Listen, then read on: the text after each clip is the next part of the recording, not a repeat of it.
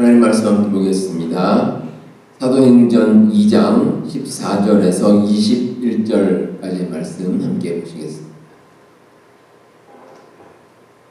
신약성경 사도행전 2장입니다. 14절부터 21절까지 한 절씩 교독하겠습니다. 베드로가 11사도와 함께 서서 소리를 높여 이르되 유대인들과 예루살렘에 사는 모든 사람들아, 이 일을 너희로 알게 할 것이니 내 말에 귀를 기울이라.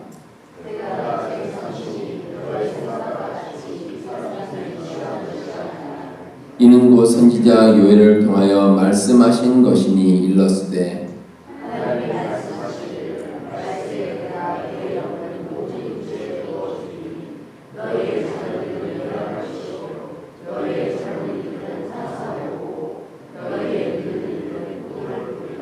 그때 내가 내 영을 내 남종과 여종들에게 부어주리니 그들이 예언할 것이요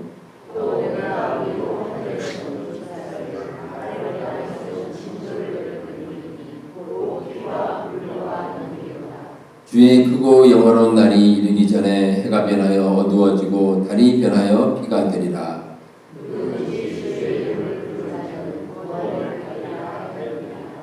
아멘.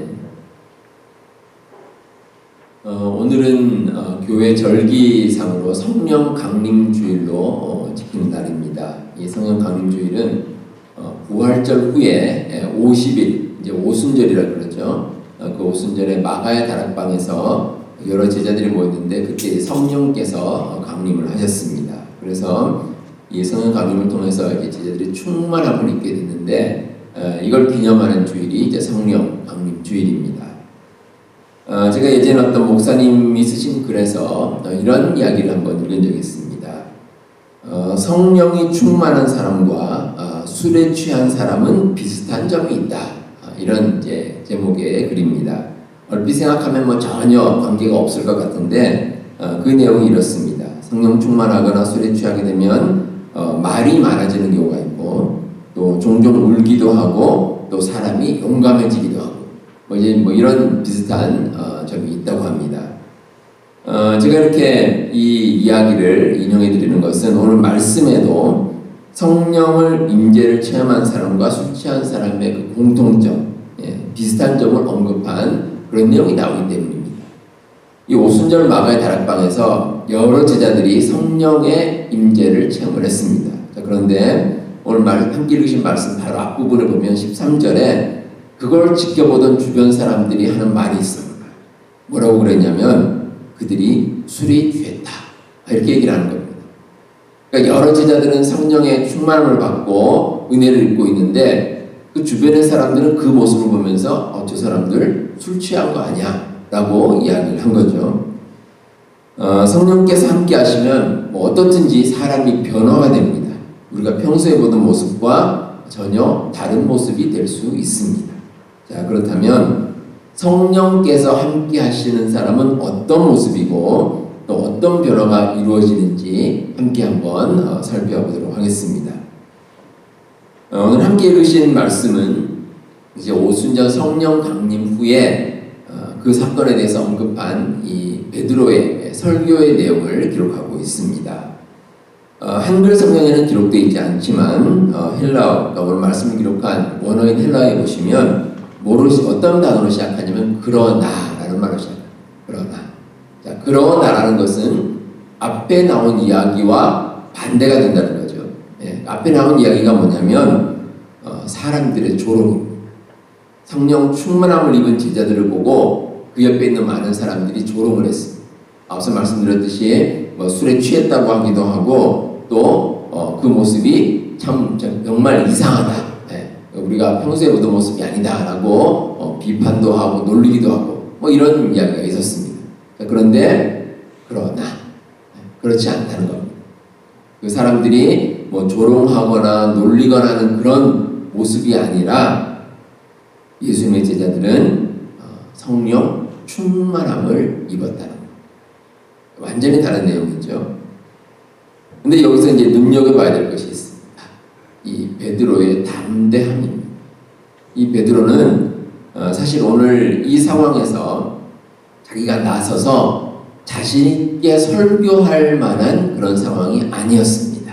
여러분도 잘 아시다시피 이 베드로가 예수님께서 말씀하신 대로 다 물기 전에 예수님을 3번씩이나 부인을 했습니다. 예수님 모른다고 부인을 했습니다. 이 사실을 여러 사람들, 많은 사람들이 다 알고 있습니다.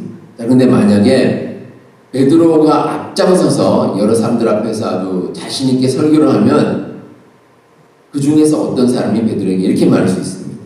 당신은 예수님을 3번씩이나 모른다고 부인하지 않았습니까? 무슨 자격으로 그렇게 설교를 합니까? 이렇게 얘기하면 베드로가 할 말이 없어요. 아주 창피를 당하겠죠. 근데 베드로는 이런 어려움에도 불구하고 담대하게 나가서 오늘 말씀을 전했습니다. 그 이유는 성령께서 베드로의 마음에 임재하셨기 때문입니다. 성령께서 함께 하심으로 세상에 어떤 사람들이 뭐라고 말을 하든지 상관없이 자신 있게 나가서 이야기를 할 수가 있었습니다. 우리가 보통 이 성령을 체험했다라고 하면 이 사람이 좀 이렇게 뜨거워지고 이렇게 열정적이 되고 이런 모습을 생각하기 쉬운데 뭐 그런 경우도 있습니다. 근데 사람마다 성격이 조금씩 다르죠. 어떤 사람은 이제 외향적인 사람이 있고 어떤 사람은 내성적인 사람도 있습니다. 따라서 성령이 충만하면 사람마다 다른 모습으로 나타납니다. 다른 모습으로 변화가 나타나는데 각각 다르죠. 각각 다른데 중요한 것은 공통점은 분명합니다. 담대지. 담대하게 성령께서 주시는 그 마음을 받아서 말하고 행동할 수 있게 된다는 겁니다. 그게 성령 받은 사람들의 아주 가장 대표적인 특징입니다. 이 베드로도 그랬습니다. 베드로도 성령의 충만함을 입어서 담대하게 나가서 말씀을 전했고 또 그 말씀 가운데 아주 중요한 내용들을 이야기를 하고 있습니다. 자, 먼저 성령을 체험한 시간에 대해서 베드로가 구체적으로 언급합니다. 그 시간이 15절에 보시면 제3시라고 기록이 되어 있습니다. 제3시는 오늘날로 말하면 오전 9시입니다. 여러분들 성경에 나오는 시간들을 우리가 볼 때 그 당시의 시간에서 6시간을 더하면 대체로 맞습니다. 그래서 제3시면은 6을 더하면 9시죠. 오전 9시입니다. 그리고 9시다. 그럼 어떻습니까? 6을 더하면 오후 3시. 이런 식으로 우리가 해석할 수가 있습니다. 자, 그런데 이 시간이 어떤 시간이냐면 유대인들이 기도하는 시간입니다. 기도하는 시간. 기도하는 그 아침 시간에 술에 취했다는 것은 맞지가 않습니다. 분명히 맞지 않다는 거죠. 이걸 이제 베드로가 강조하고 있습니다. 그리고 보통 이제 오순절이나 유월절에는 절기가 되면 이제 유대인들은 오전 10시 정도까지 금식을 합니다. 음식을 아예 먹지 않습니다. 밥도 먹지 않고 물도 마시지 않고. 그런데 금식을 하는데 술에 취했다. 이것도 맞지가 않습니다. 전혀 맞지 않는 내용입니다. 그리고 무엇보다 지금 여러 사람들이 함께 모여 있습니다. 오순절 절기를 지키기 위해서 모여 있는데 그 여러 사람이 모두가 술에 취했다는 것은 더 맞지가 않습니다. 유대인 공동체에서 만약에 이렇게 집단적으로 술에 취했다가는 그 사람들은 공동체에 남아있지 못합니다.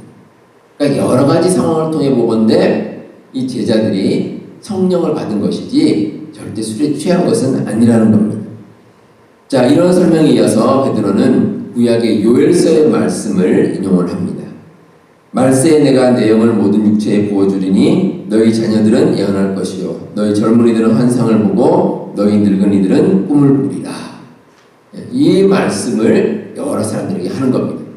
그러니까 요엘 선지자가 말했듯이 지금 많은 제자들은 성령의 임재를 체험하고 그 성령의 임재를 통해서 변화된 모습이 되었다라고 아주 담대하게 이야기를 하고 있습니다.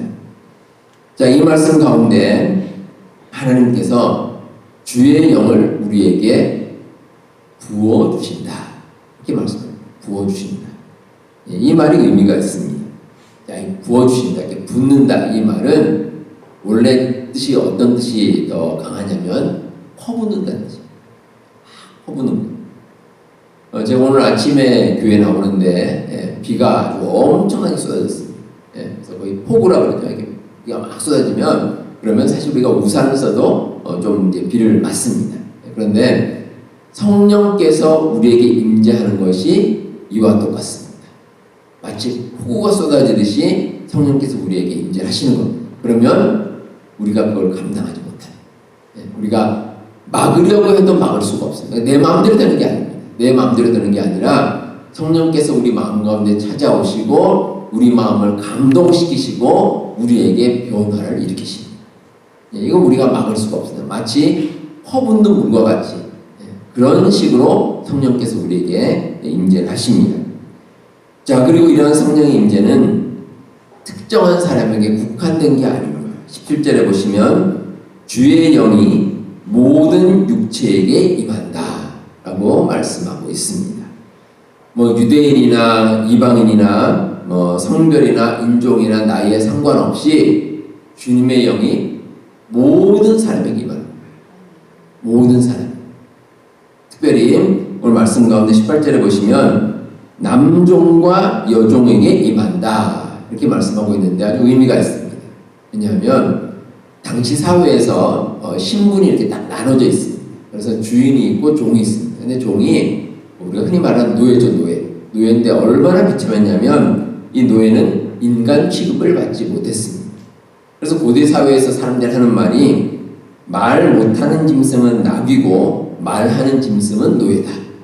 그 정도로 정말 짐승 같은 그 정도의 취급을 받았습니다. 그런데 그런 종에게도 임했다는 거예요. 특별히 여종에게. 여성들도 마찬가지입니다. 고대 사회에서 이 여성과 아이들은 그 인구 숫자에도 포함시키지 않을 정도로 차별을 많이 받았습니다. 그런데 그런 모든 사람에게 성령께서는 함께 하신다는 겁니다. 성령의 임재입니다. 다만 오늘 말씀에서 한 가지 조건을 제시합니다. 어떤 조건이냐면 주의 이름을 부르는 자. 이게 조건입니다. 유일한 조건. 신앙 고백을 한다는 거죠. 주님을 믿습니다. 주의 이름을 부르는 사람. 이 조건이 유일합니다. 따라서 우리가 어떤 자격을 가지느냐는 문제가 아닙니다. 자격은 상관없습니다. 그런데 조건은 있습니다. 내 자격이 문제가 아니라 조건입니다. 어떤 조건이냐면 내가 믿고 나아갈 때, 주의 이름을 부를 때, 우리가 예수님의 이름을 부르고 나아가고 예수님을 믿는다고 고백하면 그러면 성령께서 우리 마음 가운데 임재하십니다. 그리고 우리의 마음을 변화시키시고 우리로 하여금 담대하게 이 세상을 살아갈 수 있도록 성령께서 인도하여 주십니다. 우리 성도 여러분, 성령께서 함께 하시면 우리가 담대한 마음을 가지고 변화된 모습으로 세상을 살아갈 수 있습니다. 이를 통해서 우리는 주님께 신앙 고백을 드리게 되고 또 신앙 고백을 바탕으로 성령님과 늘 함께하는 삶을 살아갈 수 있습니다. 우리 성도 여러분, 여러분들의 삶 가운데도 성령께서 늘 함께 하셔서 담대함으로 변화된 삶을 살아가시는 모든 성도님들 다 되시길 바랍니다. 다음으로 성령께서 함께 하시면 이 담대함과 함께 하나님 중심의 삶으로 변화될 수가 있습니다. 하나님 중심의 삶. 내 중심의 삶이 아니라 하나님 중심의 삶. 그런 삶을 우리가 살아갈 수가 있습니다. 오늘 말씀에서 주의 영을 받은 사람은 예언을 하고 환상을 보고 꿈을 꾼다. 이렇게 기록하고 있습니다. 자, 이 세 가지는 공통점이 있습니다. 하나님께서 계시하시는 방법입니다. 하나님께서 우리에게 하나님 모습을 보여주실 때 예언을 통해서 또 환상을 통해서 또 꿈을 통해서 우리에게 보여주십니다. 자, 그런데 과거에는 구약 성경에는 선지자들을 통해서 이런 일이 이루어졌습니다. 그런데 성령 충만함을 받은 후에는 다릅니다. 우리가 직접 이 모든 일을 체험할 수가 있습니다. 그래서 하나님께서 우리에게 예언하시는 것 우리가 들을 수 있고 또 환상을 볼 수가 있고 또 하나님께 주시는 그 꿈을 꾸고 이 세상을 살아갈 수가 있습니다. 자, 그런데 우리가 이에 대해서 주의해야 될 부분이 하나 있습니다. 이 예언이나 환상이나 꿈은 인간의 힘으로 할 수 있는 것이 아니라는 것. 우리 사람의 힘으로 할 수 없습니다. 우리가 어떤 환상을 체험하고 어떤 예언을 하고 꿈을 꿀 때 내 마음대로 하는 게 아니에요. 내 생각대로 하는 것도 아니고 그런 일이 있었을 때 뭐 내 능력으로 한다. 이것도 아닙니다. 오직 하나님께서 인도하시는, 하나님께서 우리 마음 가운데 보여주시고 감동을 주시기 때문에 이러한 일들을 체험할 수 있습니다. 예언도 인간이 자기 마음대로 하는 말이 아닙니다. 그건 예언이 아닙니다. 그리고 환상도 자기가 보는 대로 하는 것, 이게 환상이 아닙니다. 그리고 꿈도 내가 원하는 대로 꾸는 것이 아닙니다. 이 모든 것들이 하나님께서 우리의 마음을 움직이셔서 가능한, 성령께서 임재하시는 거죠. 그래야 우리가 이 모든 것을 행할 수가 있습니다. 하나님 중심의 사람은 하나님을 인생의 목표로 삼고 살아가는 사람입니다. 세상 사람들이 원하는 것이 아니라 과연 내가 이 세상을 살아가면서 하나님께서 나에게 무엇을 원하시는가? 하나님께서 내가 어떤 삶을 살기를 원하시는가? 이걸 우리가 깨닫는 것이 성령 충만한 삶입니다.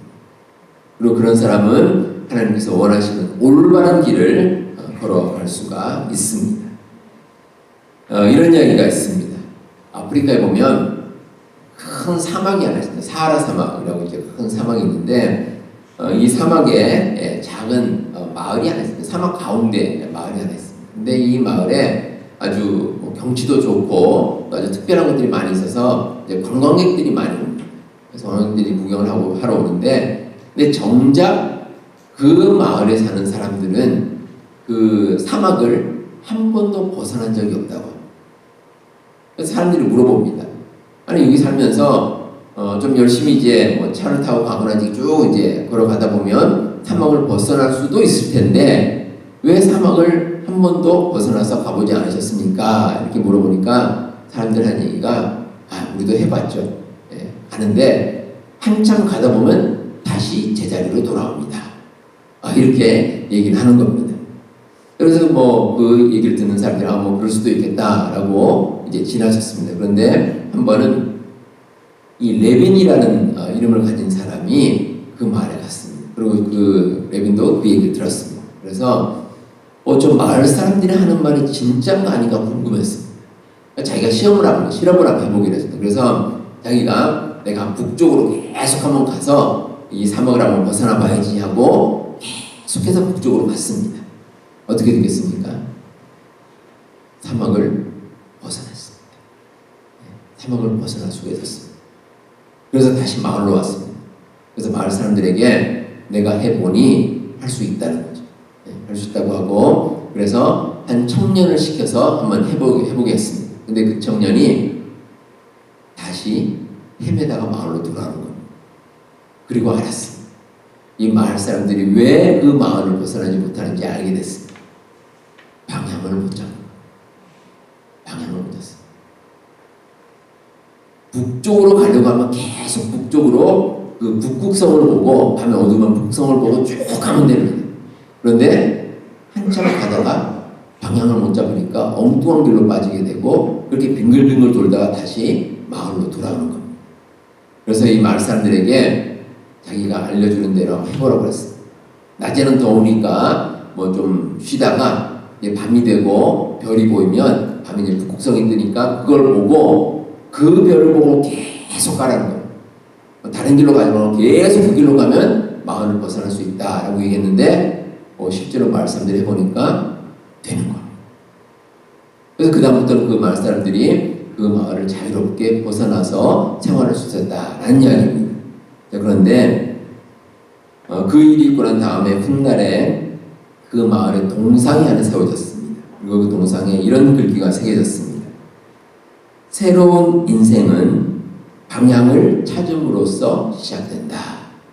이런 글귀가 적혀 있었습니다. 우리의 올바른 인생은 올바른 방향입니다. 올바른 방향. 우리가 살아가는데 여러분들 정말 내 인생에서 소중한 거 내가 올바른 방향으로 가느냐. 근데 그 올바른 방향이 어떤 방향이냐면 하나님께서 원하십니다. 하나님께서 원하시는 길이 그 길이 올바른 길. 그리고 올바른 방향입니다. 우리가 살아가면서 뭐 여러 가지 얘기를 많이 듣죠. 세상에서 많이 듣고 또 요즘에는 또 인터넷이 발달해서 여러 가지 정보를 우리가 접하게 됩니다. 그리고 내가 가진 생각도 있습니다. 근데 그 모든 것보다 중요한 것은 성령의 감동을 받고 하나님께서 원하시는 길을 찾는 겁니다. 우리가 기도하는 가운데 과연 하나님께서는 내 인생에서 내가 어떤 방향으로 가기를 원하시는지 그 길을 가는 겁니다. 그 길을 가면 결코 흔들리지 않습니다. 우리 삶에서 어떤 어려움이 우리에게 있을지라도 우리가 그 모든 것을 이겨내고 우리 주님께서 원하시는 길을 향해 나아갈 수 있습니다. 우리 성도 여러분, 우리가 무엇을 중심으로 사느냐가 우리의 삶의 방향을 결정합니다. 그리고 그 결정된 방향으로 계속 나가게 되면 우리는 궁극적으로 올바른 삶을 살아갈 수 있습니다. 성령께서 함께 하시면 우리의 인생의 방향이 달라지고 하나님의 능력에 따라 우리의 삶을 살아갈 수 있습니다. 우리 성도 여러분, 이 진리를 꼭 기억하시고 우리 주님과 함께 주님께서 원하시는 방향으로 살아가시는 우리 성도님들 되시기를 바랍니다. 마지막으로 성령께서 함께 하시면 그 사람은 세상을 변화시키는 일을 행할 수가 있습니다. 성령으로 충만한 사람은 보통 사람과 다릅니다. 담대함이 있고 하나님의 능력을 가지고 세상을 살아갑니다. 그리고 그 모든 것을 통해서 이 세상을 변화시킵니다. 세상을 변화시킵니다. 세상은 사람에 의해 변화됩니다. 그런데 많은 사람이 아니라 몇몇 사람. 근데 특별히 성령의 충만함을 입고 성령께서 함께 하시는 사람이 이 세상을 변화시켜 나갑니다. 그 사람들에 의해서 세상은 변화가 됩니다. 제로드 다이아몬드라는 학자가 쓴 총균쇠라는 제목의 책이 있습니다. 원래 제목이 이제 Guns, Germs and Steel인데 그대로 한국말로 옮겼습니다. 그래서 총, 그리고 병균, 그리고 금속 이렇게 이제 제목이 있는데 제목 그대로 이 세 가지가 인류 역사를 변화시켰다는 겁니다. 인류 역사에 여러 가지 변화할 수 있는 요소가 있지만 이 세 가지가 아주 중요하고 또 이걸 통해서 여러 가지 문명도 생기게 되고 또 변화도 생기게 되고 여러 가지 인간의 삶에 여러 가지 달라지는 면이 생기게 됐다라고 이 학자가 주장을 합니다. 아주 논리적으로 잘 쓴 책입니다. 근데 제가 이 책을 읽으면서 이런 생각을 했습니다. 이 세 가지가 물론 세상의 인류의 문명이라든지 많은 것을 변화시켰을 수는 있습니다. 하지만 삶의 모양과 형태는 변화를 시켰을지 몰라도 진정으로 한 사람의 삶을 송두리째 바꾼 것은 그게 아니라는 거예요. 한 사람의 삶을 온전히 변화시키는 것은 무기도 아니고 병균도 아니고 금속도 아니고 우리의 삶을 변화시키는 것 성령께서 함께 하시는 것. 그래야 우리가 변합니다. 사람이 변하는 것 결코 다른 요인이 있지 않습니다. 성령께서 우리 마음 가운데 임재해 주시고 우리의 마음을 감동시켜 주시고 우리의 마음을 흔들어 주셔야 그래야 우리가 변화가 될 수 있습니다. 그리고 그렇게 변화된 사람들이 궁극적으로 세상을 변화시킵니다. 이 세상은 어떤 다른 이유가 아니라 성령의 감동으로 충만한 사람. 그 사람이 이 세상을 변화시킬 수 있습니다. 우리가 사는 지구상에 믿음을 가진 사람은 정말 많습니다. 역사적으로 또 믿음을 가지고 살아왔던 사람들도 아주 많습니다. 근데 그렇게 수많은 사람들이 믿음을 가질 수 있도록 기초를 닦은 것은 예수님의 제자들입니다. 성령의 감동을 받고 성령의 충만함을 입은 그 예수님의 제자들로부터 시작해서 복음이 널리 전해지기 시작했습니다. 그리고 오늘날 우리가 믿게 될 정도로 많은 사람들이 주님 앞에 나가는 역사가 일어났습니다. 예수님의 제자들 많은 숫자가 아닙니다. 10여 명 남기십니다. 그 적은 숫자가 오순절 성령 강림을 통해서 변화됨으로 인해서 그 제자들로부터 시작해서 복음이 퍼져나가기 시작했습니다. 그리고 인류 역사에서 수많은 사람들이 그 말씀을 듣고 변화가 되고 또 우리 주님께 나아가는 그런 놀라운 역사가 일어나게 되었다는 것입니다. 이 우주라는 광대한 공간에서 그리고 인류의 긴 역사 가운데 우리는 정말 작은 존재입니다. 이 지구상에서 아주 작은 존재이고 또 역사적으로 봐도 아주 작은 점에 불과합니다. 하지만 우리의 존재는 하나님께서 보시기에 정말 귀한 존재입니다. 왜냐하면 우리를 통해서 이 세상에 변화가 일어날 수 있기 때문입니다. 우리를 통해서 변화합니다. 성령의 충만함을 받은 그 한 사람을 통해서 이 세상의 역사는 변화될 수 있습니다. 우리 성도 여러분, 성령께서 함께 하시면 우리는 담대한 마음을 가지고 하나님 중심으로 변화가 됩니다. 그리고 그런 마음을 통해서 이 세상을 변화시켜 나갈 수 있습니다. 우리 성도님들 가운데 성령께서 충만하게 임재하시기를 원합니다. 그리고 그 마음을 통해서 우리 교회도 성령님 가운데, 성령의 은혜 가운데 든든히 세워지는 교회가 되기를 주님의 이름으로 축복합니다.